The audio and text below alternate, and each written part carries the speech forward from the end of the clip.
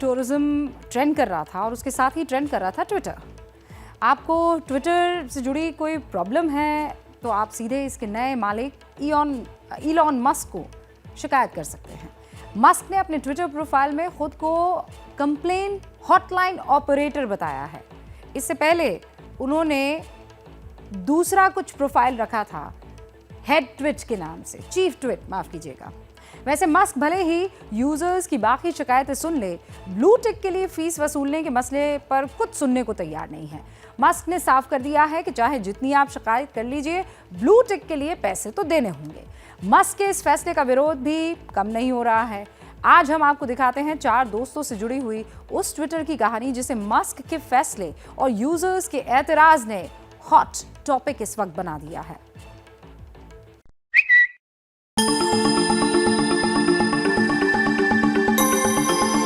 Twitter पर यह नीला निशान अकाउंट के वेरीफाइड होने का सबूत है। जिनके पास ये बिल्ला है, लोग उनसे रश करते हैं। अब ये ब्लू टिक पाना आसान तो हो सकता है, लेकिन खर्चीला होगा।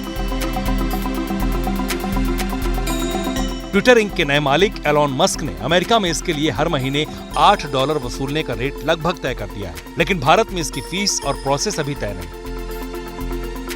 मस्क के इस फैसले पर सवाल भी खूब उठ रहे हैं। लोग पूछ रहे हैं, अगर पैसे लेकर अकाउंट वेरीफाई किए जाएंगे तो असली नकली की पहचान कैसे होगी? मस्क का चिड़िया की आजादी वाला वादा कैसे पूरा होगा? ट्विटर पर पहले किसी भी हैंडल में ब्लू टिक नहीं होता था, मतलब तब अकाउंट वेरीफाइड नहीं होते थे। लेकिन जून 2009 में अमेरिकन सिंगर केन्ये वेस्ट ने अपने नाम पर फर्जी हैंडल की शिकायत की। ये मामला चल ही रहा था कि अमेरिका के बेसबॉल कोच टोनी ला रूसा ने अपने नाम पर फर्जी हैंडल से नाराज होकर ट्विटर को कोर्ट में घसीट दिया। इसके बाद ट्विटर इंक ने अकाउंट वेरीफाई करना शुरू किया, लेकिन उस समय ब्लू टिक देने के लिए कंपनी खुद सेलिब्रिटीज से संपर्क करती थी। आम लोग इसके लिए कंपनी से संपर्क नहीं कर सकते थे, लेकिन जुलाई 2016 में कंपनी आम लोगों से भी ब्लू टिक के लिए एप्लीकेशन लेने लगी। इसके बाद तो ऐसी मारामारी मची कि कंपनी को कुछ ही दिनों में इसे बंद करना पड़ा। हालांकि इसके बाद से कंपनी ये प्रोसेस समय समय पर खोलती रहती है।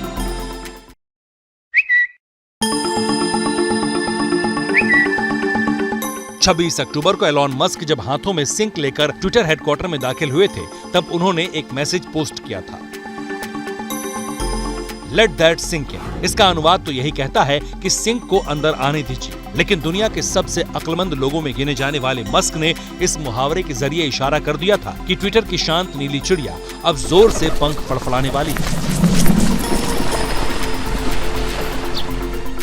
असर अब दिख रहा है। मस्क ट्विटर को वो सुपर ऐप बनाने की तैयारी कर रहे हैं जहां यूजर्स शॉपिंग, पेमेंट और टैक्सी भी बुक कर सकें। मस्क का मानना है कि इससे ट्विटर की मार्केट वैल्यू 10 गुना बढ़ जाएगी।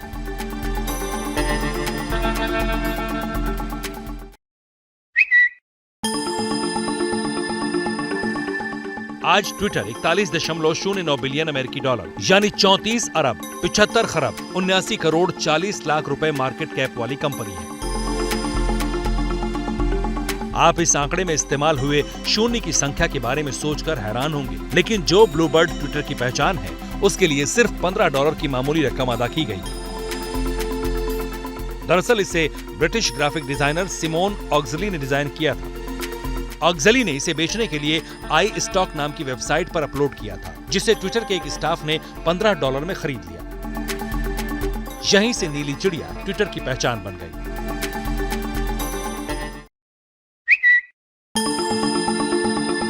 ट्विटर की कहानी एक ऐसी फिल्मी कहानी जैसी है जिसमें नशा, जुनून, जिद भी है और कामयाबी का आसमान भी।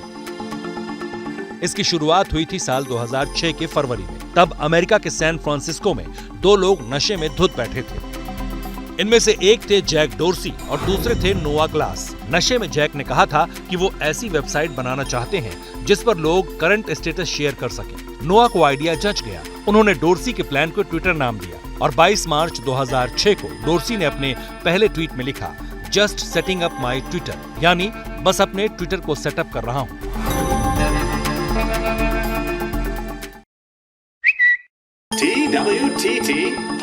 Twitter। 22 मार्च 2006 को डोर्सी के पहले ट्वीट के 115 दिन बाद 15 जुलाई 2006 को ट्विटर ऑफिशियली लॉन्च कर दिया गया।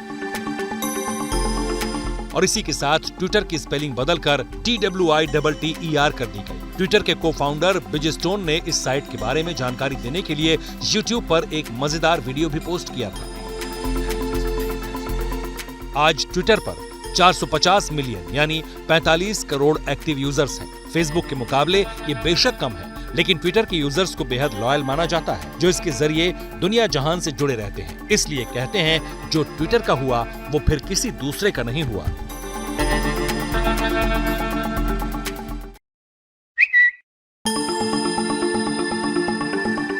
डोनाल्ड ट्रंप जब अमेरिका के राष्ट्रपति थे तब ट्विटर पर बेहद एक्टिव रहते थे। उनके बारे में यहाँ तक कहा जाता है कि वो सरकार भी ट्विटर से ही चलाते थे। इसकी वजह भी है। ट्रंप ने सितंबर 2019 में जब अपने national security adviser John Bolton को बाहर का रास्ता दिखाया था, तब इसका पहला ऐलान ट्विटर पर ही किया था। इसके बाद नवंबर 2020 में उनके निशाने पर आए थे रक्षा मंत्री मार्क एस्पर। एस्पर को भी ट्रंप सरकार से बाहर किए जाने की खबर ट्विटर से ही मिली थी। हालांकि 6 जनवरी 2021 को यूएस कैपिटल हिल पर समर्थकों के हमले के बाद 8 जनवरी 2021 को ट्विटर ने ट्रंप को बैन कर दिया। तब से वो इस प्लेटफॉर्म से आउट हैं। और जब से एलॉन मस्क ने ट्विटर खरीदा है, लोग उनसे बार बार पूछ रहे हैं ट्विटर पर ट्रंप की वापसी कब होगी।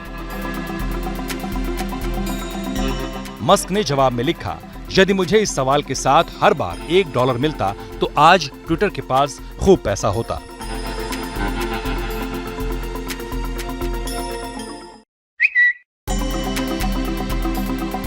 आज ट्विटर बुलंदी पर है, लेकिन एक वक्त ऐसा था जब इसे इन्वेस्टर नहीं मिल रहे थे। ट्विटर के फाउंडर नोआ ग्लास और जैक डोर्सी के कहने पर जिन मुट्ठी भर शेयर होल्डर्स ने पैसा लगाया वो भी नाखुश थे। तब कंपनी के फाउंडर्स में से एक इवान विलियम्स ने सितंबर 2006 में शेयर होल्डर्स से कहा कि वो उन्हें नुकसान से बचाने के लिए कंपनी के सारे शेयर खरीदने को तैयार है। उस समय ट्विटर की यूजर्स की संख्या 5000 से कम थी। विलियम ने सारे शेयर $5 मिलियन में खरीद लिए। 5 साल बाद ही ट्विटर की कीमत $5 अरब तक पहुंच गई। लॉन्चिंग के 7 साल बाद नवंबर 2013 में ट्विटर पब्लिक कंपनी बनी। उस समय उसका मार्केट कैप $8 अरब के आसपास था और आज ये $4200 करोड़ मार्केट कैप वाली कंपनी है, जिसकी कमान संभालकर दुनिया का सबसे अमीर आदमी भी इतरा रहा है। ट्विटर के कामयाबी वाले इस सफर में ट्यूनीशिया की क्रांति सबसे बड़ा टर्निंग पॉइंट है। दिसंबर 2010 में ट्यूनीशिया के बुजीद शहर में पुलिस वालों से परेशान होकर एक फल वाले ने आत्मदाह कर लिया। इसका वीडियो ट्विटर पर वायरल हो गया। इसके बाद बगावत की आग यूं भड़की कि ट्यूनीशिया में तख्ता पलट हो गया। वहां के तानाशाह जिने अल आबेदीन बेन अली को मुल्क छोड़कर भागना पड़ा। विरोध प्रदर्शन की चिंगारी ट्यूनीशिया से निकलकर मिडिल ईस्ट के कई देशों में फैल गई। नतीजा ये हुआ कि मिस्र में कई दशक से सत्ता पर काबिज होस्नी मुबारक को गद्दी गंवानी पड़ी। यमन में अली अब्दुल्ला सालेह का 3 दशक का राजपाट चला गया। इन तमाम आंदोलन में जिन सोशल मीडिया प्लेटफॉर्म का सबसे ज्यादा इस्तेमाल किया गया, ट्विटर उनमें सबसे आगे था। इसके बाद दुनिया को पता चला कि ट्विटर किस चिड़िया का नाम है।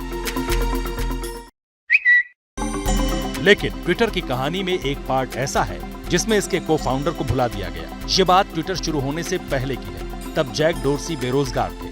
उस समय डोर्सी ने अपना रिज्यूम blogger.com के फाउंडर इवान विलियम्स को भेजा। इवान ने अपने दोस्त नोआ ग्लास से डोर्सी की सिफारिश की, तो जैक डोर्सी को नोआ की कंपनी ऑडियो में जॉब मिल गई। ऑडियो में विलियम्स का पैसा भी लगा था। बाद में डोर्सी और नोआ अच्छे दोस्त बन गए। ट्विटर इन दोनों का आइडिया था। इवान विलियम्स को ट्विटर का आइडिया पसंद नहीं था, लेकिन उन्होंने दोस्ती निभाते हुए साथ दिया। लेकिन जुलाई 2006 में ट्विटर की लॉन्चिंग के कुछ ही दिन बाद ही विलियम्स ने नोआ ग्लास को ऑडियो और ट्विटर दोनों से बाहर निकाल दिया। और अब ट्विटर हाथ में आ गया इलॉन मस्क के। हमने आपको कहा था कि इलॉन मस्क ने पहले अपने प्रोफाइल में अपना डिस्क्रिप्शन दिया था चीफ ट्वीट। अब बहुतों ने कहा कि हाँ, तो चीफ ट्वीट में गड़बड़ क्या है भाई, छोटी की मात्रा है, ट्वीट नहीं है, चीफ ट्वीट है। और ट्वीट के माने होते हैं, जो अंग्रेजी शब्द है ट्वीट, उसके माने होते हैं सिरफिरा। तो कुल मिलाकर उन्होंने लिखा था मुख्य सिरफिरा। क्या मजबूरी है मेरी, बताइए।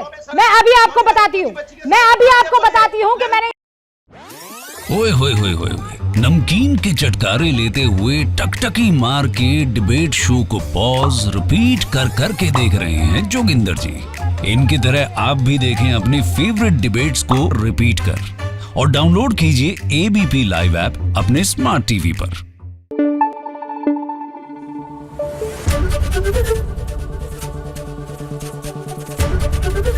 एबीपी न्यूज आपको रखे आगे।